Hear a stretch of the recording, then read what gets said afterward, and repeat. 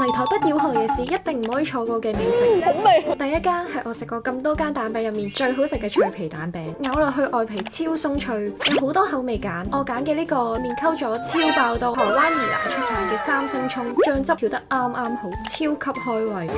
好味！第二間就係長期喺街口排長龍嘅盧志豪胡椒餅，全人手製作，即場搓即場焗。第一啖咬落去已經聽到脆卜卜嘅聲，食到酥皮一層一層嘅感覺，裡面啲肉都勁 juicy， 胡椒味又香又濃。跟住第三間就係冰火湯圓，將熱辣辣嘅湯圓放喺凍冰冰嘅刨冰上面，花生餡同埋芝麻餡都好香好濃。刨冰底下加咗店鋪自家製好香嘅桂花汁，桂花刨冰呢個組合竟然出奇地夾，中意嘅話仲可以喺鋪頭成啱買翻屋企，一凍一熱嘅配搭，食落口感好特別，好新奇。第四間我好飲嘅白玉苦瓜蜂蜜汁，嚟台灣一定要飲，呢間真係好好飲，純果肉製作。試過喺第二間飲到又苦又澀，但呢間絕對唔會好苦，可以飲到白玉苦瓜好 fresh 嘅味之外，非常之清，一定要認住呢間。